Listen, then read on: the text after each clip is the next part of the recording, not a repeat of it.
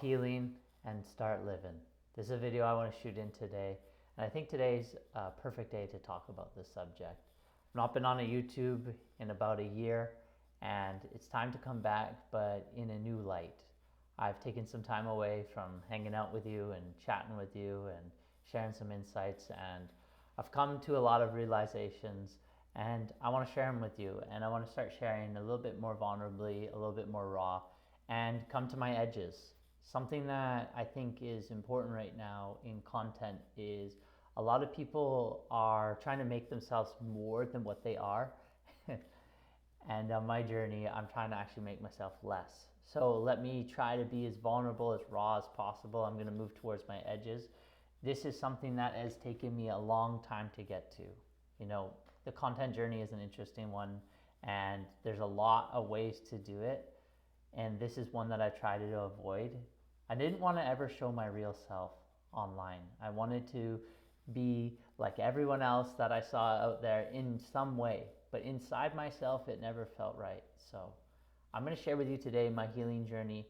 Today is an interesting day for me. I'm coming up 9 years sober from alcohol and cocaine. So actually today, which is kind of interesting. And part of my work, which is interesting, is to not talk about so much of this and just start being. And this is something I'm being challenged with right now. Because how do I share with you my experiences without trying to talk about my experiences? This is something I'm working on right now. I'm having a challenge with it because it's something that is really important to me. It's something that is a massive accomplishment in my world. But if I keep celebrating it and making it a big deal, then it now becomes part of my reality and part of my consciousness, and now it's like almost putting it up on a pedestal. So let's go back 9 years today. I'm in an apartment in Victoria.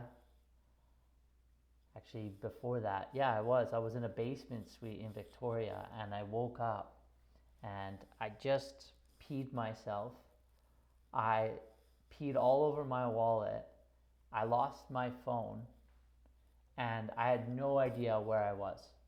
At the time, I wasn't living in Victoria. I was over there for a labor job, and I took the ferry over and I drove over and I stayed at my one friend's house. But that night, someone from Nicaragua asked me to go out, and at this point, I had huge FOMO. And if you don't know what FOMO is, fear of missing out syndrome, basically. And the challenge was I made an exchange. Every time that I would go out, the exchange was a minimum 4-hour anxiety attack. So this morning was a typical morning that I woke up today, 9 years ago, on a couch in a strange room, don't know where I am, pissed myself, which was a regular occurrence because when I got drunk, I just lost control of my bladder. Blackout, no idea. Did a bunch of cocaine in a random house, I have no idea. Again, regular occurrence. And I walk out on the street and I just have no idea. I was like, I don't really know downtown Victoria that well. And I had to find my house that I was staying at my buddy's place. And somehow I just was able to find his place, and he was at work at the time. He's working at Lululemon. And I remember getting to his home and had just a massive anxiety attack, like the worst that it's ever been.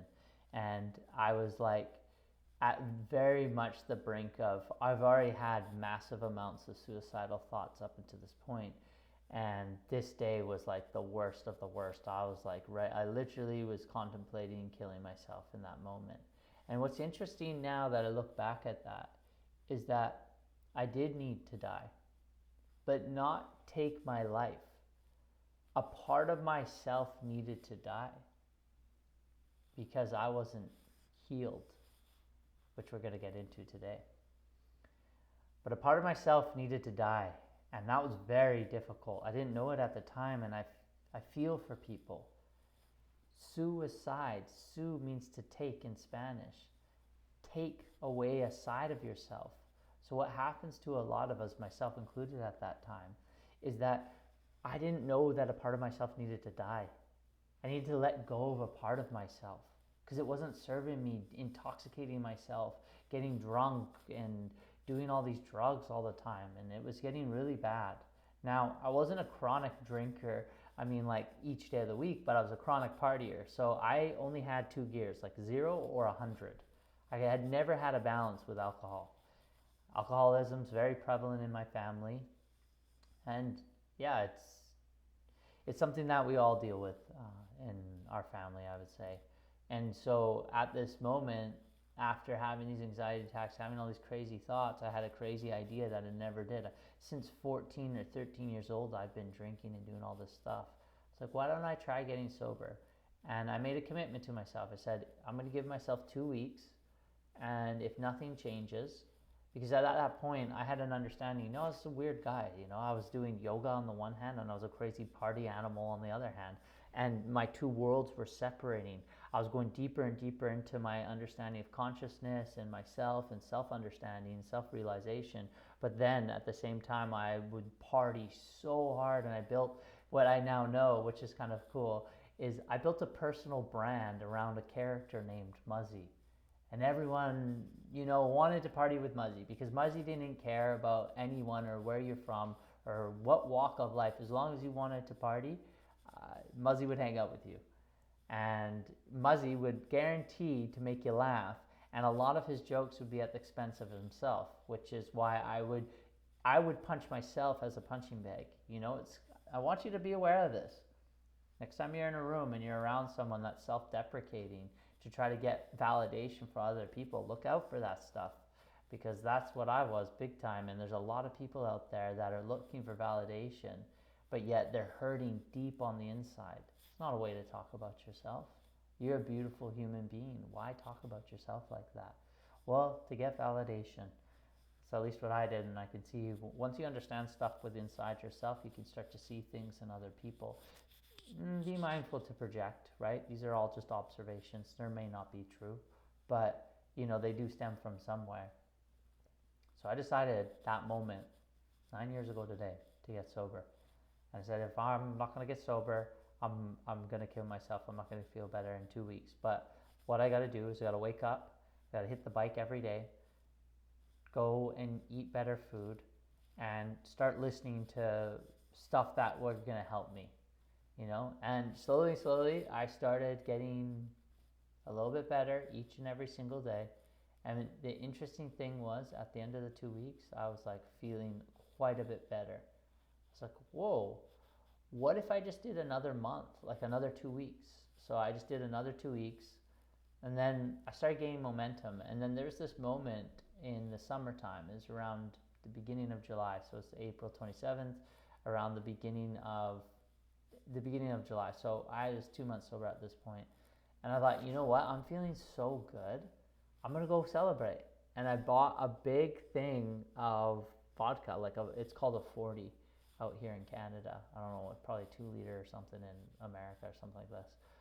And basically I bought this big thing, and to celebrate, I'm like, look, it's kind of funny. I don't know if you've ever experienced sobriety or getting sober. You start feeling so good. So we're hedonistic creatures, right? We want to just keep feeling good and feeling even better, which is the greatest state to be in, actually.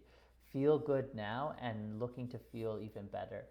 But there's a way to do that, right? And so if you keep drinking, like if you start feeling good and you're in a health spin, right? You're on a health run, and then all of a sudden you want to celebrate, like, yeah, I'm feeling so good, let's go party, and that was my philosophy. It's like, well, I'm starting to feel so good, why don't I go and get a 40 liter of vodka, and let's go to a festival. And my mom at the time, which I've not, I was so hard on my mom throughout this journey. We butted heads a lot in this journey for good reasons. But at the time, she gave me one of the most powerful things she could have gave me. She said, you know what, you're feeling so good, just go sober. Don't drink. You know what that's like. And so at that time, for me to create change, I needed to challenge myself a lot. I needed all these challenges. So I was like, oh, that'd be a great challenge. Let me go to this festival sober.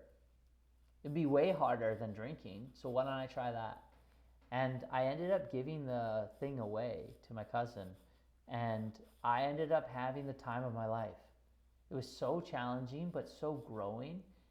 But what I did was I acted as Muzzy because I had an understanding, and because I built a personal brand around Muzzy at the time, which I now know is what a personal brand is. Wouldn't articulate it that way earlier. But I built a personal brand around Muzzy, so I knew what jokes worked on people. I knew how to help, like, get people to laugh. I knew how to be self-deprecating. I knew the clothes to wear and all this stuff to get people's attention. Well, then that led me on an incredible journey, which I want to share with you today, is a healing journey. And you name it, I was searching for it. So I've spent around probably now 2,500 hours in a float tank, maybe. Total hours of meditation, I have no idea. I mean, you just don't count, it just becomes a way of being. I started exploring a lot of psychedelics and used a lot of psychedelics that really helped me at that time. And I used them in float tanks. I used psychedelics in nature. I would take people on psychedelic journeys. I would go on deep inner psychedelic journeys. I'd go on deep inner journeys without psychedelics. I would do all these challenges, sleeping in nature alone. You know, at the time, I drove that energy of all that pain that I was feeling from whatever I was hiding from, which maybe we'll get into all these things that I was hiding from. But inside myself, I was hiding from all this stuff. And so I needed to challenge myself, you know, and go harder, faster, stronger. You know, I would identified myself back then as an extremist. You know, I'm an extremist. I'll go all the way, you know, and I did all these crazy things to just cope with the pain. Now, I'm back in Canada, my home country, and I've not been here in about 5+ years, around 5+ years. And some of the people, like, I've just come off hanging out with some friends that I've not seen in 8 years, you know, 7 years. And it's like I've been away for a while, you know. And that was to go heal, actually. So here's the thing with the healing journey. The healing journey is a trap, and here's why. If you seek happiness, what does that inherently say about you? That you're not happy. If you seek healing, what does that say about you? You're not whole, right? Because in the act of seeking, you're basically saying, I'm not whole. And the act of seeking happiness means you're not happy. Because you're seeking happiness, which means there's a hole inside yourself, which means that you're trying to fill it with some external thing or some modality in order to fill it. So let me talk from my experience. So what did I do? Oh my, oh my, oh my. I've traveled the depths. And maybe this is part of our journeys, right? But what I'm trying to share with you is a little piece of nugget that I got along the way by spending extended periods of time in a float tank, isolated in forests, isolated in jungles, traveling the world, staying away from family for extended periods of time, going into monk mode, doing Vipassanas, traveling to India, seeking a lot of spiritual texts, all these things, learning all these motivational stuff, all this power of the mind and all this stuff, you know, just to name a few, so that I can validate myself to you, so that you know I'm worthy of this wisdom.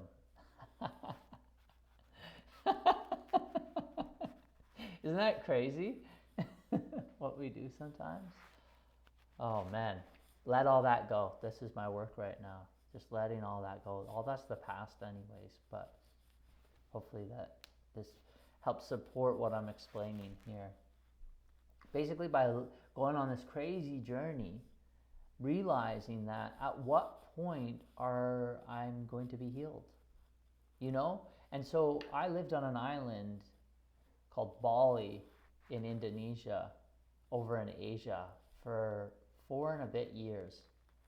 And there's a trap that I see people in, and myself included, is that they keep seeking. You know, I would see it, the psychedelic trap is a wild one. It's a wild one. I'm going to take this medicine, which is great, and there's a purpose for this. I'm not knocking it by no means, I'm just sharing my experience. But you take this plant medicine, and then you go to this crazy experience, which most people go and party and drink and do all this stuff. They don't even sit in meditation or healing music to access these inner worlds. Activate this thing, your pineal gland, and connect to something way higher than even comprehensible. And you know what? They go, I just need to go, anytime they face pain, myself included at that time, anytime I faced pain, I did what? Well, it's basically the next evolution of drinking, which is great. But I would notice some of the people I was around in these communities that would face that bit of pain and be like, oh, I'll just take mushrooms and solve it. And the challenge is you get so much information, which is so great, it's so powerful. But information, we're in the age of information. We're bloated with information. We don't need all that. We need to actually get away from that. Simplify. This is what I found on my journey. It's like, I don't need all this more information about myself and all this stuff at that rate, right? Because all that information with psychedelics basically wires your right and left hemisphere together, and then you get amplified and you get all this brain power and accessing all these levels of your subconscious mind. And then to receive all that information, it's incredibly difficult, which is why you need a float tank to go process all that information, which thankfully I had access to, which is very unique. So at least I was able to accelerate my growth. But why are you driving so fast in this life? Why are we moving so fast to get where? To get healed? Oh, I gotta get healed, I gotta get healed, I gotta get healed. Well, if you go in that gear, you're going further and further away from who you really are. And what I've realized is who I am is whole. I'm a whole being. So now operating from that center point and that realization, it's like I'm a whole being. And things will come up. For example, I'm home right now, which I'm going to do another video about. I've now counted, I've met 34 people that I have not seen in minimum 5 years. But guess what? I don't see it as healing anymore, like, oh, I gotta go heal. I used to be so active in my personal development. But life is personal development. You want to know the number one thing that I can give you that was going to change your life the most?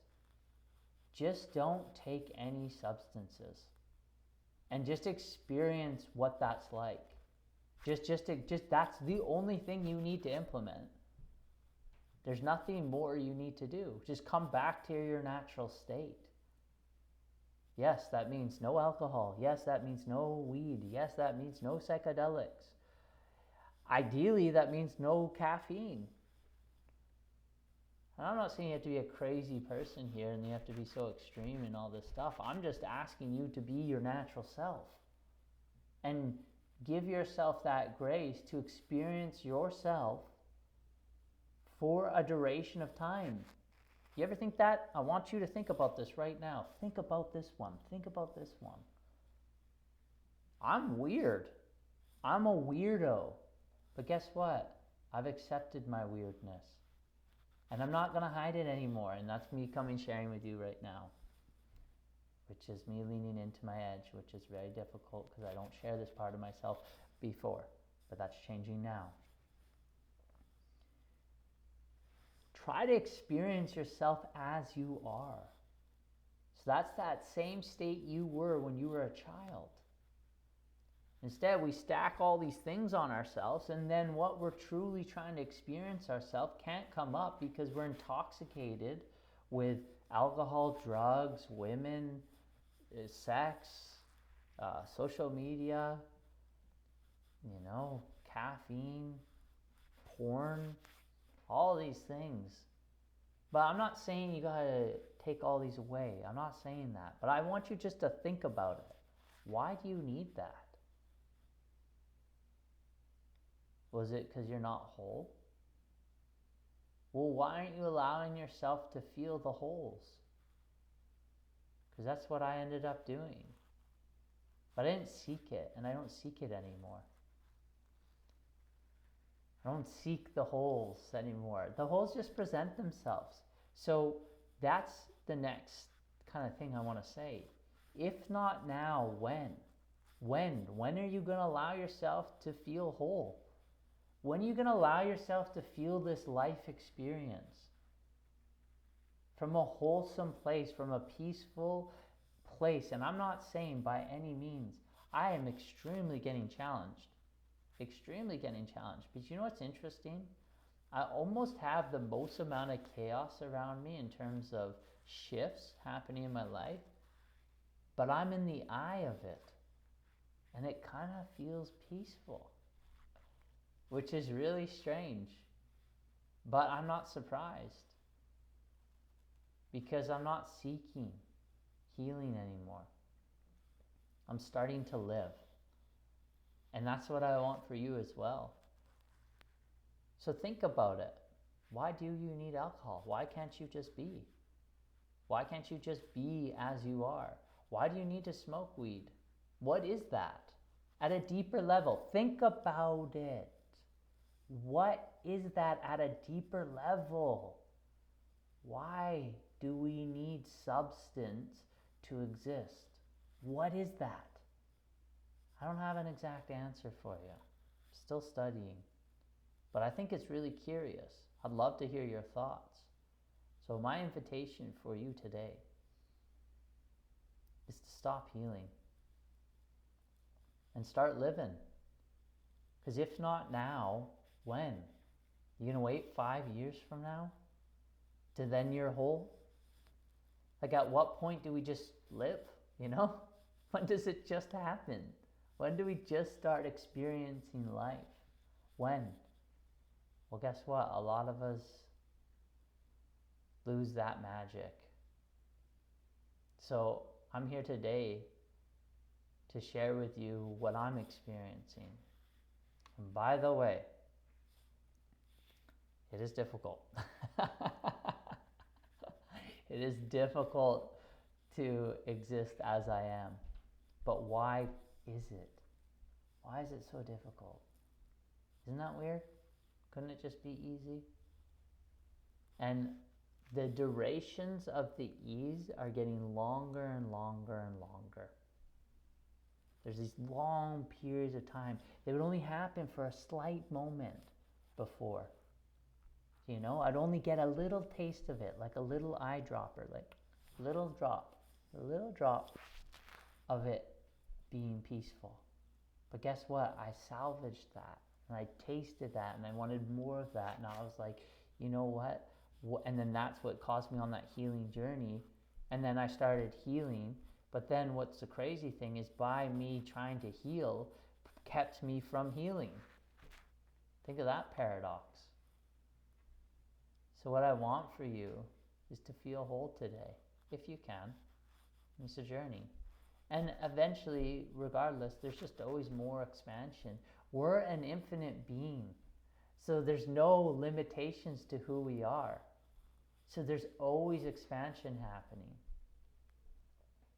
But if we can come to the actualization from our core, who we are is whole, and that we don't need to heal. And if things come up, we just face them. It's just like a rainy day. If it's a rainy day outside, you put on a coat. So many people get, oh, it's so rainy. Oh, the rain. I'm going to let the rain experience my, alter and ruin my entire day because there's water outside. Put on a raincoat. Or don't go outside and stay inside, like one or the other. But why are you letting something happening outside affect you to that degree? This is a common thing. Go around the world, travel the world quite a bit. Seen this around the world, how this affects people. Well, now take that as a metaphor for your inner world. Don't let this stop you from feeling whole. Don't let it ruin your day. Just put on a coat. Grab an umbrella. Get the gear. Or don't. But I will say this, by the way, I can remember when I was deep in my darkness, the rain really affected me, metaphorically and literally. Like I was like, man, I'm becoming one of those people. I look outside and I'm so pissed off that it's raining. I'm like, I was like, I never used to care about this. Now I really care about this. Doesn't matter. At least this is my standpoint on it. Today might change. Maybe the rain will affect me at some point. But internally, just put on a raincoat. And if it starts raining, you just put on a raincoat and you just face it. But you'll dry off. The rain will stop and the sun will come out. Just like it has. You've lived this long. I know you've witnessed weather. It's either gone cloudy and then it gets sunny, and it gets another type of weather, rainy, snow, doesn't matter. Seasons change, things change, that is a constant. So you're whole, I want you to start feeling that. Okay, more to come, really exciting. Whew, a lot to share, a lot to reveal. Super edgy for me, I will say. This is not easy, but it's time to share myself with the world in this format. All right, take care, sending you lots of love. Have a wonderful rest of your day.